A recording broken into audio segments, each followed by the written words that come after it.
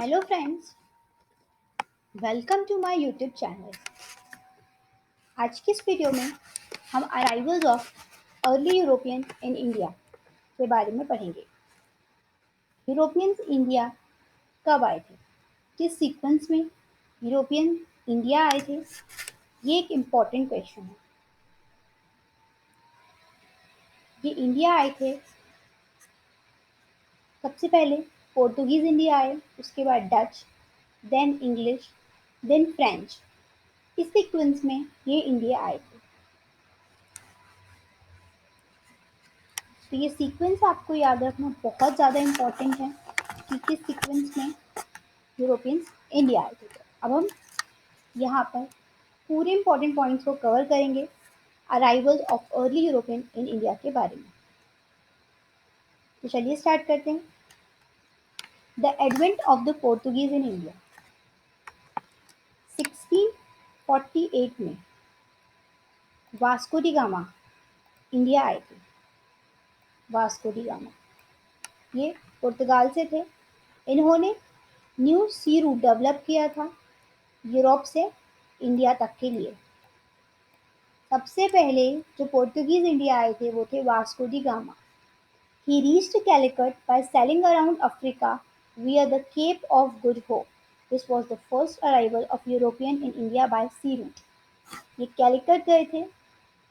इन्होंने cap of good hope नाम का रूट डिस्कवर किया था and this was the first arrival. ये फर्स्ट अराइवल था किसी यूरोपियन का इंडिया में, और ये एक सी रूट के थ्रू इंडिया में आए थे। ये कोची में पहुंचे थे और इन्हें वेलकम किया था जैमोरिन ने। जैमोरिन ने इन्हें वेलकम किया था। कोची बिकम द हेडक्वार्टर, और उस टाइम पर जो हेडक्वार्टर था वो था कोची। नेक्स्ट अगर हम बात करें तो the advent of the Dutch in India. इसके बाद डच आए थे इंडिया। पोर्टुगीज के बाद नेक्स्ट जो थे वो डच थे। 1602 में डच ईस्ट इंडिया कंपनी इन्होंने स्टैब्लिश की थी इंडिया में। 1605 में इन्होंने एक फैक्ट्री यहाँ पर डिस्कवर की थी जो कि मसूलीपट्टनम में थी। इसके बाद उस टाइम पर हेडक्वार्टर इन्होंने पुलिकत रखा। डच ने रिप्लेस करा था पोर्टुगीज को। 1667 में ये वापस से इंडोनेशिया चले गए थे। डच के बाद यहाँ पर आए English. The advent of English in India. English India आए थे 1599 में। ईस्ट इंडिया कंपनी चार्टर, यहाँ पर इन्होंने ईस्ट इंडिया कंपनी को आगे बढ़ाया। 1609 में कैप्टन विलियम हॉकिंस जो थे वो जहांगीर की कोर्ट में आए थे। ये हमने अपनी जहांगीर वाली वीडियो में भी पढ़ा था कि 1609 में कैप्टन विलियम हॉकिंस जो थे वो जहांगीर की कोर्ट में आए थे। 1 जनवरी एट मसूलीपट्टनम 1616 इन मुगल कोर्ट, और 1 जनवरी मसूलीपट्टनम में 1616 में भी ये मुगल्स की कोर्ट में आए थे। फर्स्ट फैक्ट्री इन्होंने मुगल एम्पायर के समय इस्टेब्लिश की थी। यानी इंग्लिश ने अपनी फर्स्ट फैक्ट्री कहाँ पर डाली थी, तो सूरत में डाली थी, और मुगल एम्पायर के एरा में डाली थी। तो ये थे इंग्लिश। 1615 में Thomas Roy was sent to Jahangir court. 1615 में जो थॉमस रॉय थे वो जहांगीर की कोर्ट में आए थे। 1632 में जो सुल्तान थे गोलकोंडा के, सुल्तान ऑफ गोलकोंडा, उन्होंने भी इंग्लिश यूरोपियंस के लिए एक गोल्डन फरमान जारी किया था। 1650 1698 में गॉड जमींदारी, इनको जमींदारी भी मिल गई थी यहाँ गोविंदपुरा, कैलिकट एंड सुल्तानती कोलकाता की। 1700 में यहाँ पर इन्होंने कोलकाता में फोर्ट विलियम की स्थापना की थी एट कोलकाता। 1717 में फारूक सियार एक्नॉलेज्ड फरमान दस्तक। 1717 में यहाँ पर फारूक सियार द्वारा फिर से एक फरमान जारी किया गया था। तो ये थे इंग्लिश। इसके बाद बैटल ऑफ वांडीवाश हुआ। बैटल ऑफ वांडीवाश बहुत इंपॉर्टेंट है क्योंकि बैटल ऑफ वांडीवाश से क्वेश्चन पूछा जा सकता है। सबसे पहले, the battle of Wandiwash was the battle in India between the French and the British. Battle of Wandiwash किस किस के बीच हुआ था? तो बैटल ऑफ वांडीवाश हुआ था फ्रेंच एंड ब्रिटिशर्स के बीच। कब हुआ था ये? तो ये हुआ था 1760 में। The battle was a part of the third Carnatic war fought between the French and British colonial empires. ये जो बैटल हुआ था ये थर्ड कार्नेटिक वार का एक पार्ट था और ये फ्रेंच और ब्रिटिशर्स के बीच हुआ था, जिसमें the French and the British colonial empire which itself was a part of the global 7 year war. Battle of Wandiwash में फ्रेंच जीते थे।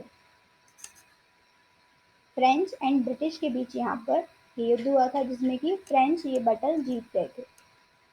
बैटल ऑफ वांडीवाश के बाद हुआ था बैटल ऑफ प्लासी। ये भी बहुत इंपॉर्टेंट है। बैटल ऑफ प्लासी ये हुआ था आपका 1757 में। बैटल ऑफ प्लासी जो है, battle of Plassey was a decisive victory of the British East India company over a much larger force of the nawab of Bengal.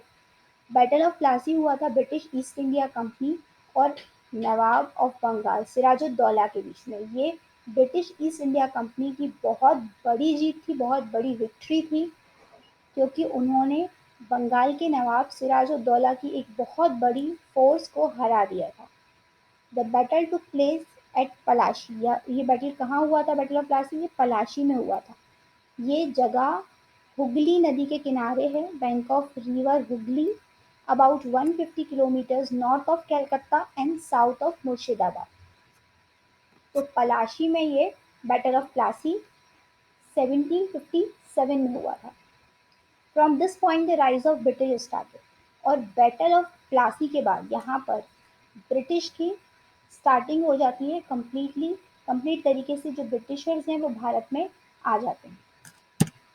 The advent of French in India. और उसके बाद यहाँ पर फ्रेंच इंडिया में आते हैं। ब्रिटिश तो अपना राज्य स्थापित कर ही चुके हैं, पर यहाँ पर फ्रेंच भी इंडिया में आ गए क्योंकि उन्होंने बैटल ऑफ वांडीवाश में ब्रिटिशर्स को हराया है।